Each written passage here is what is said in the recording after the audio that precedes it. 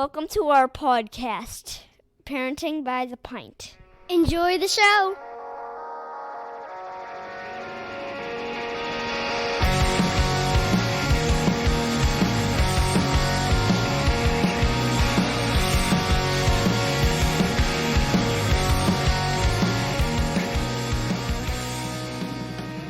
Greetings, Minivan Mafia. Lauren and I are longtime friends from Chicagoland that love getting together to chat about life, kids, family, and beer. Each week, we'll feature a brewery and sample at least 2 of their beers. We'll also discuss a variety of topics ranging from parenting, pop culture, travel, marriage, and just about anything else that comes to mind. Hey everybody, welcome back. Hey, welcome. Yeah, we're gonna drink some fun Wisconsin beer today. Yes, I had a fun Wisconsin trip, so I picked up some fun Wisconsin beer. Look at that. And since I'm only capable of getting Fantasy Factory from Karben 4, I somewhat inadvertently came home with a variety pack of beers that were brewed with the Fantasy Factory hops. Yeah, kind of cool. Yeah, so different beer styles with Fantasy Factory hops. So that's unique. It's interesting. Yeah. I will say that I said it was inadvertent. I knew that it was a variety pack and it was all boxed up when I grabbed it off the shelf. Mm-hmm. I don't think that I realized that they had like a similar quality to them. Sure, yeah. And when I was putting the cans away, I did notice that they all had the same, relatively same design. Similar. Yes, we're gonna talk about that. Touch on the logo on these things. So we did talk about and drink regular Fantasy Factory like 3 years ago. April 2020. So it's been that is a long time. While. So we're revisiting Karben 4. We're not drinking the original, but we are going to drink some spin-offs of Fantasy Factory. Yeah. So we're going to drink Hoppy Maibach to start, which has the normal gun-toting ninja cat riding the unicorn. That's blowing flames. And has laser eyes. Yes. So Rufius Maximus is the cat's name. Oh, cool. Jerry is the unicorn. So yes, that Rufius makes total and sense. Jerry. Okay. So in the Maibach, Jerry appears to have bees flying all over him, and Rufius appears to have some sort of like the honey dipper thing. Yeah, like like a little honeycomb on a stick that you on it. So there's a lot of honey going on. Yes. It appears in this can. So we're going to open it and we're going to evaluate. And then we will talk about the next design the next time.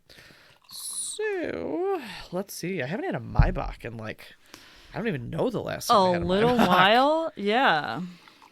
All right.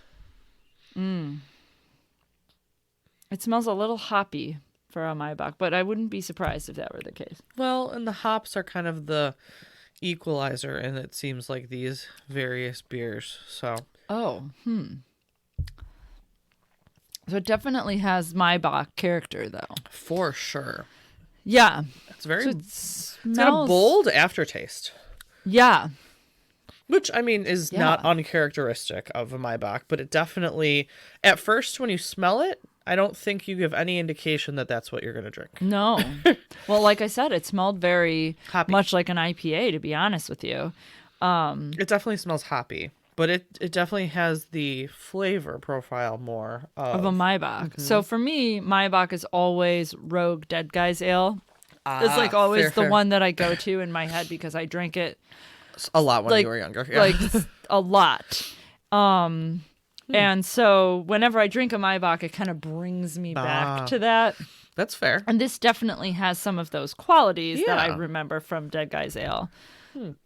But it also is a little bit, has it's a little on the more hoppy side of yeah. it. It definitely has some bitter.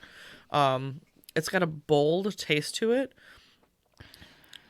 It definitely has a hoppy bitterness to it. It's like an interesting combination, I feel like. Yeah, I know. We're a little puzzled by this. Yeah. I like it. You've got hints of hoppy IPA, and then you've got hints of the Maibach flavor.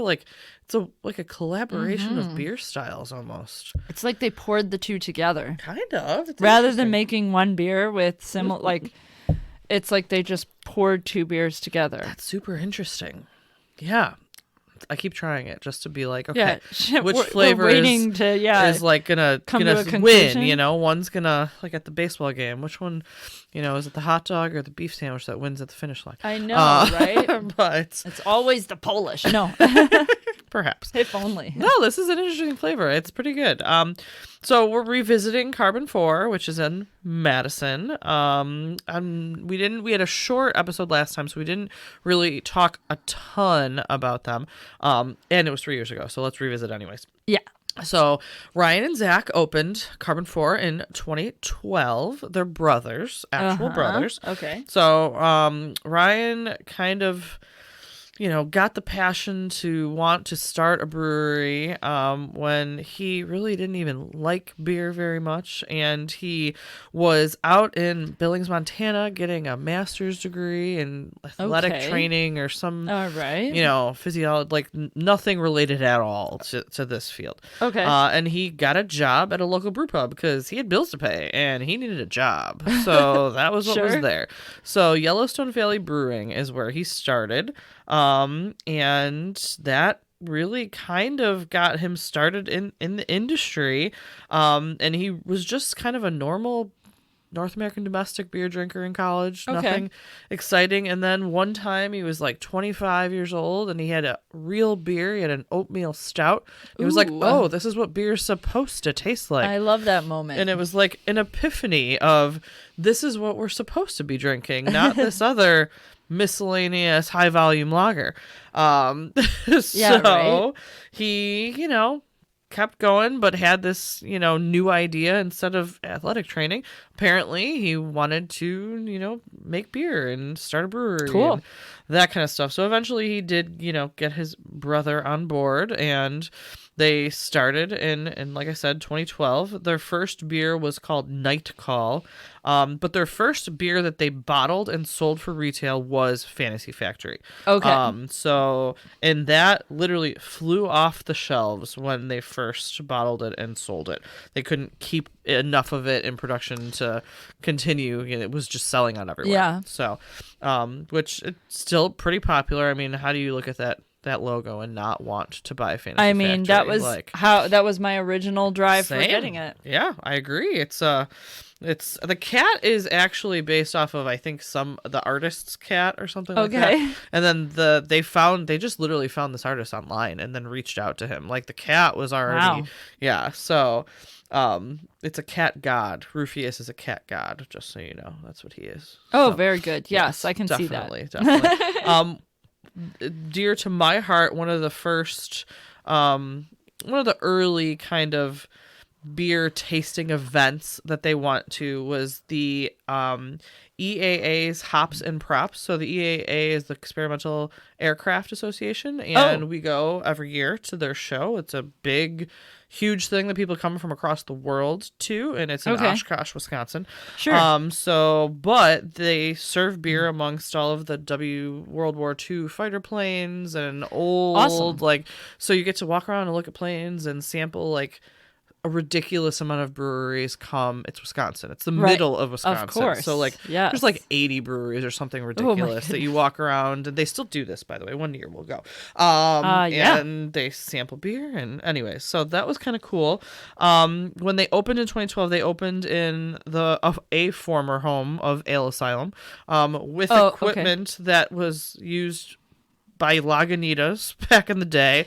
So it was like reusing a bunch of other already existing breweries' old stuff to try and get their operation going. Obviously it has, you know, worked well. I was going to say it worked out. Yes. So, Karben 4 actually was a name that just kind of evolved. So I guess they were at a bar talking about different names that they might want to name it.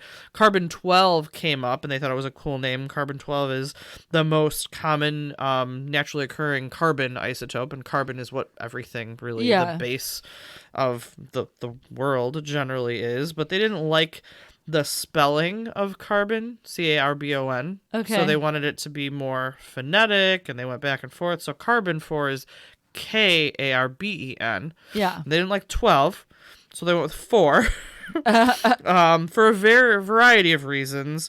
There's 4 valence electrons in carbon bonds. There's other things, and then Brett Favre is number 4. So and that was a part of it that at was that time. Apparently that's what they say, and they decided That's this over some interesting. chicken wings at a Thai restaurant. So that's where the carbon 4 originated. Was Nice. amongst alcohol and chicken wings, and I love in Wisconsin somewhere. So they do contract brew for other breweries through the bad times. They actually helped keep some of them afloat by Awesome. giving them a place to continue brewing beers, things like that. They also there's a brand of soda that is produced there. It's called Wisco Pop. Okay. That they sell. You can actually get it at the brewery on draft. They sell it. They have a variety of different sodas, as well as some sparkling waters and things like that, is produced out of their facility. So kind of cool stuff. They have a line of beers that's actually called the Karben 4 Project, the K4 Project, and they're all collaborations with local businesses or charities that they then donate a portion of the proceeds of those beers to whatever that local charity is. So they have a variety of different lines of beers or series of beers, but that's one of them, is purposefully to help generate and donate funds to Nice. local charities. Wonderful. So that's pretty cool. They make about 10,000 barrels a year of their own miscellaneous beer. Fantasy Factory is probably the highest selling and the most well known of all of their beers. But they do produce other things besides just that. Unfortunately for us, we won't get to drink Diet Starts Tomorrow, which is one of my other favorites from them. Yes. And it's just like a really fat cat running on a treadmill. There's some pretty And awesome... that one, also really jumped out at me. Although I'm excited about this milk stout that we're going to drink second, because maybe it'll be a little reminiscent of that, which would be nice, because the stout that I drank, although maybe it was an oatmeal stout, it's been a long time since I've had it.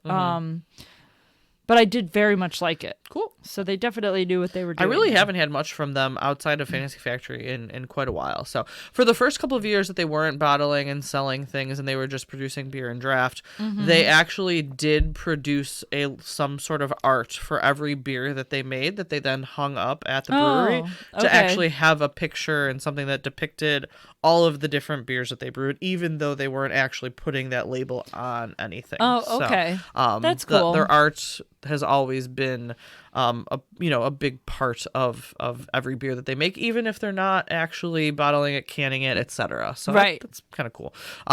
So I haven't actually been to their brewery. I know. It is one of my biggest regrets that I have not yet at gone some there. point we will have to go and check gotta out go on the agenda. the art and see what else they got and all of those Buy things. a hoodie with the Ninja Cat for on it. sure. That's like a have to do. I mean, I don't know why I don't already own one. I have absolutely no idea why you don't already own I this. think I went to order one online at one point and I just chickened out and didn't pull the trigger. I don't know why. I have no idea why. Yeah, I have no idea why either. Yeah. I feel like this is something that you need. Yes, Okay. it is. All right, we're going to have to investigate this for sure.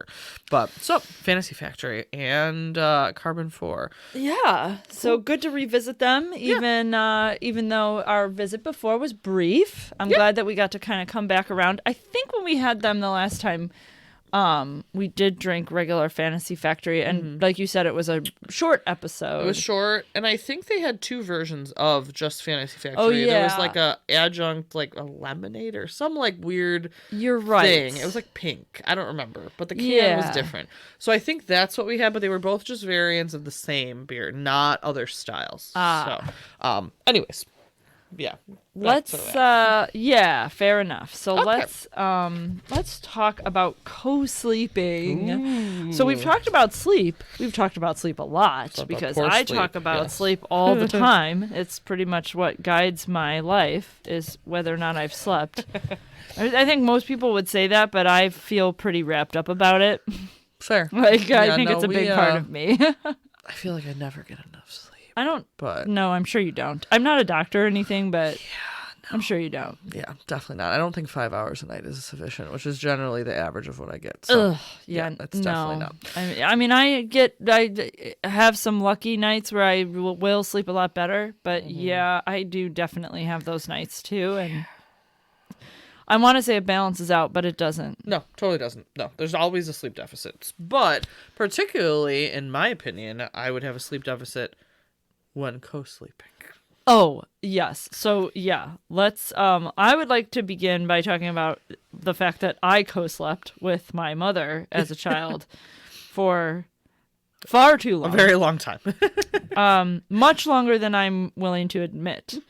I will suffice it to say I never went to sleepovers and struggled with sleep all my life and didn't realize how hard a time I had falling asleep until I was like away at college. And I think part of that was that I just missed my mother. Sure. So I was a little homesick, Yeah. But a lot of that was, I think, my sleep habits were just not good. Well, yeah. And at that point, like, controversy over how to put your children to sleep as babies. But once you've hit a few number of years that you get used to falling asleep in a certain way, it gets It's really like hard to impossible break not to. that. Yeah, it's like So, impossible not to do that Yes. thing. Yeah. I mean, I remember even when I was pregnant and you weren't supposed to sleep like on your back while pregnant, that there were periods where I was just like, this is dumb. I want to sleep on my back. Yeah. Like, and I don't go to sleep on my back even now. Like Yeah. as a non-pregnant person, Sure. I commonly sleep on my side. I usually sleep on my side. But for some reason, while I That was just pregnant, what you in wanted. my head, I was like, I want to sleep on my back Yeah. right now. And I don't know exactly. Yeah. But then once I was no longer pregnant, I remember being in the hospital and just being like in bliss that I was going to sleep on my back the first night after having a child. Like That's so funny. but you're right about habit. Yeah. And that's a big thing for co-sleeping. That's a sticking point for me. Yeah. Is that a big reason why we minimized that with our kids was because I did not want to create the habit. Yeah. When my when both my boys came home from the hospital after being born, they did sleep in our bedroom Yes. for a period. I would guesstimate like the 6 to 8 week range was about how long we had them in there before we moved them into their crib. Earlier than that, we probably put them in the crib for naps and stuff during the day Sure. because, like, does You're it walking around matter doing what stuff. room Yeah. he's in if I'm in a different room? Yeah, I'm you're not in your bed. Yeah. So sleep when the babies sleep is a myth. So Yeah, we I don't wasn't do that, doing no. that. So, and we had one of those what's that thing called? The communicator, the walkie-talkie, The baby monitor. baby monitor. What's that thing? Baby monitor. My It youngest is monitors 9. your babies. Yeah, my youngest is 9. I don't remember. That's fair. We had the ones that like it would light up, but it also would make sound. Yes, So yes, like, yes. when they were really little, especially, we would have the volume up pretty high so that it would wake you because Yeah. little babies don't just go back to sleep. They don't really self-soothe the way that like a 1-year-old will. Sure. Yeah, you and they know. probably need something when they can't really communicate yet. Yeah, so they're crying for a reason. Most of the Generally time, speaking. it's not like my 9-year-old who cries sometimes because he's upset with me, but not for a reason, just because he's upset that I was short with him, even if I wasn't. Oh, children. Yeah, children. so it's not like that when you're Yeah, dealing with no, a 6-week-old. babies generally cry because they need you. Yeah. We with my youngest, or my oldest, not my youngest, sorry, my oldest, we had this weird little contraption that like actually was like a bassinet that just sat on your mattress in between us. So like the baby couldn't roll out of it, but it was actually on the It was bed. almost like a divider for Yes, you. it Really. was, like, realistically. And we did that at first, like, when he was very young. Then that was about it. And then after, like, I don't know, a week, he just made too much noise when he slept when we put him in his crib. That in was the other my room. little one. My younger one was a little like congested. Okay. Or it had like just like a stuffy nose sounding Sure. breathing. Yeah. And it drove me insane. Yeah. He was in my room, and I would just like get out of bed and stand next to him. Right, because he's like, he's fine, and but I be can't like, sleep. Shut up. Why are you so loud? Is this what I sound like when I'm asleep? Like, I'm just like, this is horrible. You need to be quieter. Yes. Yeah. No, our oldest, or he would like toss and turn. Even as an infant, I feel really? like He flipped would around move a lot. around, and like, so we eventually very quickly actually moved him into just his own room, in his own crib. Now the twins, I don't even remember if they ever slept in our room, Okay. but there were 2 of them. Well, yeah. So, that never would have worked for like, me. I could barely handle They the one. did share a crib for the first few weeks. We Okay. had 2, but they fit in one and they didn't move. So we had them with their heads in the middle and their feet the other way. Oh, And they okay. shared a crib for a short while. And very quickly they moved to their own cribs. And they shared a room until they were like 6. So, Yeah. but yeah, it was very, and the other problem with them sleeping both in our room, well, I guess it wouldn't have mattered which room. They woke up at different intervals. They never woke up at the same time. Oh, jeez. So, like, but they didn't wake each other up either. Well, that's Like, polite. one would sleep through the other screaming, and then we'd get the one up, and then the other would eventually get up, and then we just constantly did that all night with then the 2-year-old coming in periodically too. So, That sounds awesome. yeah, it was Yeah. it was I miserable. loved that Yeah, story it was almost as much as I would fantastic. love doing it. But I can't even imagine. I know lots of people co-sleep, and if it works for you, it works for you. But at the same time, I literally physically wouldn't have been able to fit 3 kids in a bed. Like, there's Well, absolutely no way. Yeah, I mean, my kids are skinny little dudes, and like I know I could hypothetically fit one of them in my bed with me, Sure. and I don't even think either one of them really moves around a whole lot. Son, my youngest maybe like rotates. I don't even really know. Like, I will he's say when I all over check the on bed. my kids are funny about wanting to be checked on when you get home. Oh, I'm gonna have to check on them tonight when I get yeah, home. even Make though they sure might that be they're gonna dead be asleep. Yeah, But tomorrow they will ask if I came and gave them a hug when I got home, and I'm gonna say yes, no matter what. yeah, I get exactly what you're Yeah. saying. I was out of town for the day a few days ago, and I got home at like 11, like late enough Yeah, that they they were were asleep. gone. Yeah, knocked out. But I was told by both of them that I was to wake them up when I Oh. checked on them, and I did. Oh. I did exactly what they asked me to do. And it was also argued with by both of them the next morning that I did not do that. I literally both sat up in bed and spoke I to woke me. you up like you You asked. specifically asked me to wake you up because I was gone the entire day Right, and you right. wanted to see me. Yeah. And so even though I was exhausted and all I wanted to do was go to sleep, I came into your room and spent 3 minutes with you. 3 precious minutes.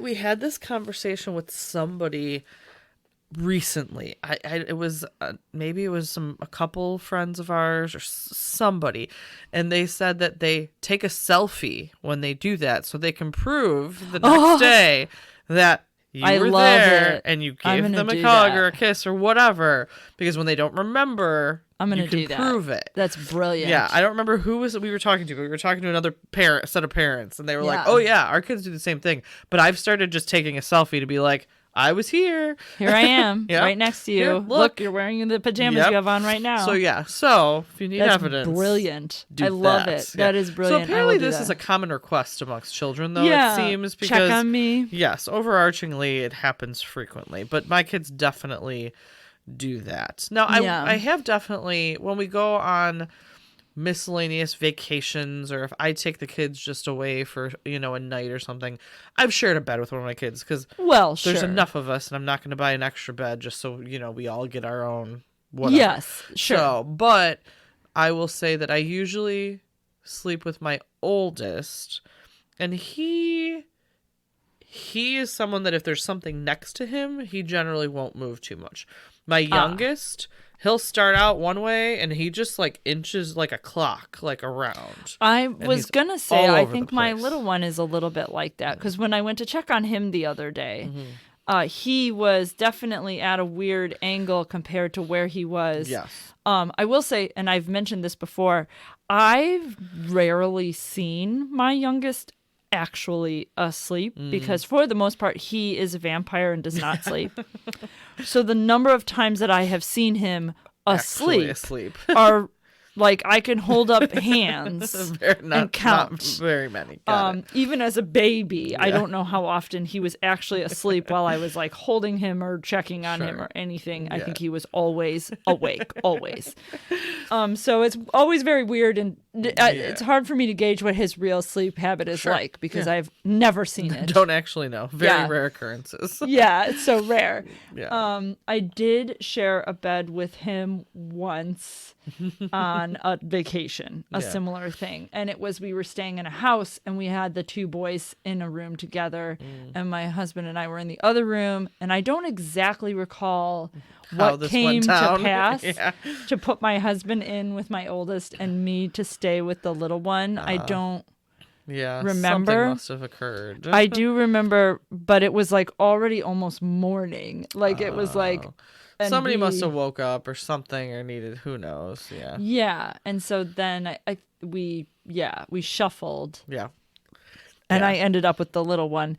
And he was pretty good. And we are going on this concert trip with you. And you did ask me at one point if I wanted a king bed or two queens. And I think I said no preference, that it didn't really matter. I think you got two queens, by the way. That's perfectly fine. Although I would say there is a slight chance that my little one will want to sleep in the bed next to me because the idea of us being as close as possible is kind of the theme for the weekend for him, I think. I think he feels very strongly about that. The twins will share a bed whenever we travel. Most of the time the twins share, and I don't know if that's just they shared a room for so long. They're the smallest, so like whenever we need to fit two people, you gotta double somebody, it's them. Generally it's them. So, and they're just kind of used to that by now. So I have shared a bed with probably all of them at some point, whether it's they're not feeling well or we're somewhere or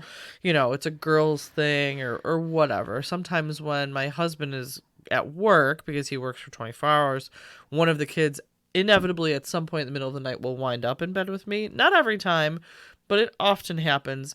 And usually they don't even wake me up. They just climb in. And then in the morning, I'm like, there's a child next to me. They've gotten much better. I will say my youngest moved around a lot more when he was younger. So like when he was a baby and like he wasn't feeling well and slept with me, I did not sleep. Yeah. He was constantly kicking me or hitting, like just moving like crazy. And he still moves, but I think he actually moves less when someone is next to him. Because he I don't know if it's just an instinct, like there's something there. That he's gotten older now. When he's in a bed by himself, he's all over the place. But when he's in bed with me or his sister, he generally doesn't. Pretty stationary. That's cool. So that's good. But I will say when he was little, there is no way I would have slept if we co-slept. Like there's just no chance. Yeah.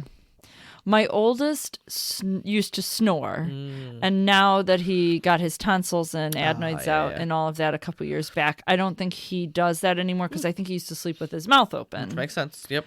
Yeah. I occasionally snore, although I don't know, my husband might say I always do. I have no idea. I do occasionally like wake up in the morning and feel like I was snoring, where your throat's dry sometimes, or your mouth is dry or something like that. Your mouth was open last night. A lot of times if I'm congested or something, that's what I was going to say. I can wake up and I'm like, I definitely... Now, I use a CPAP, so I usually don't, but it's more like if I'm not feeling well or something I was going to say, I think that for me, it's far more common if I have like a stuffy nose or a runny nose where my breathing might not be great to begin with. Yeah. Otherwise, ironically, if I sleep on my back, the thing that brings me the most joy in the world. Yes. I do think that I snore a little bit more often when I sleep on my back, just in general. I think most people do. Yeah. Too. Yeah. I have an adjustable bed, and I think that if I fiddled with it more than I have, because I've always meant to experiment a bit more with it, I would probably find a position where I'm on my back and comfortable Yeah. and not I bet snoring. you would. And I just haven't really my husband does that a little bit. There are two twins Yep. next to each other, So you can control he can your do side. whatever he Yes. wants with his, and vice versa. And I've woken up at times in the morning and noticed that he was elevated a little or something like that, because it made him feel better.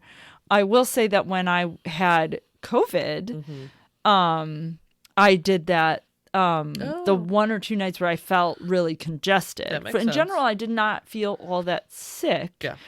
during that period, but I did have 1 or 2 nights where I was really stuffed up. Yeah. And the first night I elevated my bed a bit and I actually slept very well. And I think it's a big reason why I felt better as quickly as I did, because You're I always sleeping with believe yeah. sleep is the best medicine. I you tell know? my kids that all the time, but I Just really get more truly sleep. think it is. It really it is. Your body needs rejuvenates rest. Everything. Yeah. Yeah. This sleep is very important. I tell my children that I should listen to myself as well. But I know. And yet here we are on a and yet weekday here we are, which at 11 o'clock at night. and I No. probably won't be sleeping much. But yes, but I do think, there's benefits and negatives to co-sleeping. It just wasn't for us for a variety of reasons. Partially there's too many children. Partially I wouldn't sleep ever. Yeah. But also, if you're breastfeeding and your baby's right there, it's so much more I convenient. totally get So that I argument. totally get that. I nursed both my kids to almost a year old, and I struggled to nurse them on the brief periods where they were in our room without going and sitting in a chair. Okay. And yeah. I don't know. I would say Yeah.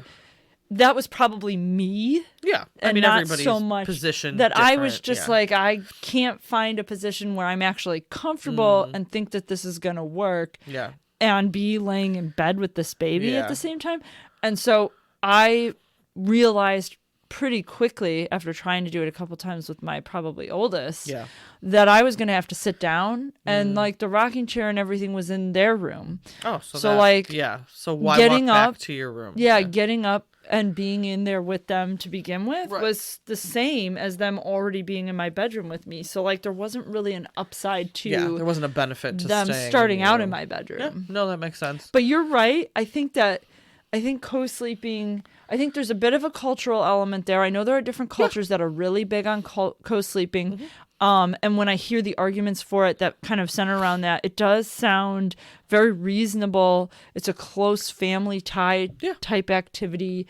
I like that idea. I think that's very pleasant. Yeah. I just can't do it. No, I I get just it. can't do it. Yeah, and It's just what it boils down to. and some people I've known parents that literally can fall asleep while breastfeeding and they're just laying in bed. Yeah, so I just if can't you do can, that either. awesome, and it's fine because your baby's right there, and then you can both just go to sleep. It was just never for me. Yeah. and I don't think any of us would have slept as well in that scenario. Yeah. And my husband would get up and he would have to go to work early, or he'll be gone for 24 hours and he'd be exhausted. So he'd want to, lay down and get a good night's sleep. So if we had a baby in our room crying, I think that would have been harder for him too. Sure. At least if I get up and go out of the room into their room and, take care of him there. Yeah. And that was also, a bit of my attitude with that as well, is that when I was the person that was home Yeah. and was going to be handling the baby at night, Yeah. I kind of felt like, well, why should we both be up Why all should night? everybody be up? Yeah. I don't know if I really understood the logic behind that. Yeah. Especially when he had returned to work if I had not yet. Correct. Part of me was sort of like, okay, don't get me wrong. I got to get some sleep here. But But have if to go you're to working work. at 6 tomorrow morning and it is 3, I will get up with the baby. Yeah, and I Like- took 6 months off for both of my pregnancies. So I was home for a bit. Yeah. And my husband went back to work almost right away. I mean, my So, husband did too. I yeah. think I took 8 weeks off for both. Hmm. My job was very low impact Yeah. in terms of my kids went to my parents' house. Oh, yeah. And I was with them during the day when even though I was at work, because I would come and have lunch and I would feed the baby. Yeah, and I yeah. was back at work, about 2 months after, but I wasn't away from them really much. Sure. There were obviously days where like my husband was off and I was at work and he would have them on his own, so they weren't same. with me. Yeah. But for the most part, Yeah. When I went into the office, I was gone all day. There was I didn't have that adjustment to make.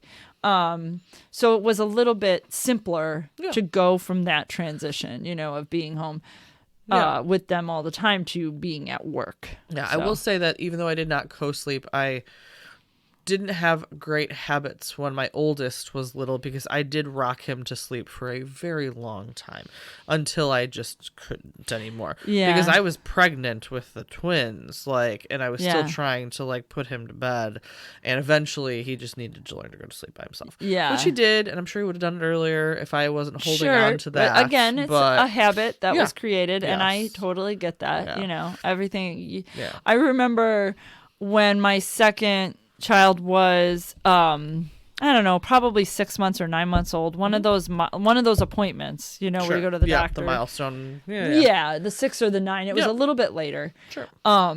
My husband took him and he comes home and he goes, I was talking to the pediatrician and he asked me if you nurse the baby when he wakes up at night. And I was like, why? Why do you ask? Yeah. I don't answer. I just go, why do you ask? Why? Yeah. Well, because you're not supposed to do that, because then he becomes dependent on getting nursed in the middle of the night, and it just means that you have to get up with him, and no one, I wouldn't be able to soothe him at night.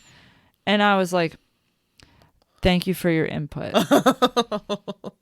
Are we done? Yeah. Is that and he was like, you're going to do it anyway. And I was like, yeah, you want to know why? Because he goes right back to sleep when I do it. Right. So I'm going to do it. Yeah. And it's really easy. It's easier. Because I'm good at it now because it's been 9 months and I've been Right. doing it. So we've got this thing where I know what to do and he does. Yeah, and then he and just we're goes almost back to done bed. here. Yeah. So we'll just keep doing this for like For 3 more months. Yeah, and then we're done. And then we'll both shake hands and agree that period is over. And move on. And he'll go to sleep. And I will also go to sleep. And we will keep doing this until that ends. And he was just like, but the doctor, and I'm like, No, yeah, you can tell him I said thank you for the input. And that's all I got. Yep. No. Nope. Totally get it. So we definitely have the habits. Yep. Yes, for sure. All right, I'm going to open this next one. Let's do it. Milk stout, and I love that Jerry the unicorn has spots like a cow. I also Hence Love that. It the is milk. adorable. It is. He's like a Cow-nicorn. A Cow-nicorn. Okay, that's fantastic. Cow-nicorn. All right, we're going to drink Cow-nicorn. the milk stout from the Cow-nicorn. Thank you. Cow-nicorn Jerry. Here we go. Some. Ooh. Does it smell good? Yeah, it definitely smells like stout. Mmm.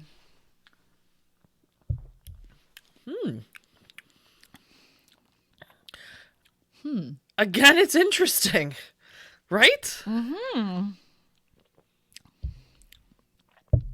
Again, very has like the roasty, Yes. creamy feel and flavor of a milk stout. But then at the end, it's got a hops. But you it's get got the that kick bitter. just like you did with the Maibach, Yeah. where that kick at the end, Yes. that is like the kick of an 100%. IPA. The back, the finish of this is almost like Yeah. that bitter Wow. hoppiness. The front is that creamy, roasty, Mm-hmm. stout, and it's such a weird combination. Yeah, I know, Like, right? I'm wrapping my head around it here. It's intriguing. It definitely is. These are really interesting combinations of hop profiles and different beer styles combining together to make a hoppy milk stout. Is that a thing? I don't know. I guess. I mean, kind of, right? Yeah. I mean, Fantasy Factory hops brewed in the style of a milk stout. But it's a milk stout It's for sure. definitely a milk It's just- stout. It's got the aroma. It's got, like I said, it's got that roasty kind of flavor to it. But I'm still getting hops at the end. Yeah.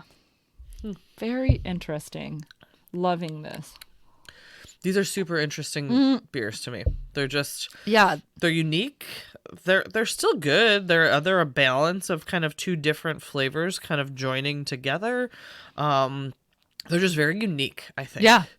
So that was fun. this was fun. I'm glad we revisited Karben 4. Me too. You know, they'll always have a special place in my heart. Always, yes. We need a So, hoodie. A Thank hoodie. you, Rufius and Jerry. Yeah. And yeah, cool. Yeah. Until next time, I guess. Yeah, we'll catch you guys next time. Yeah, bye. Thanks everyone for listening to the latest musings from Parenting by the Pint.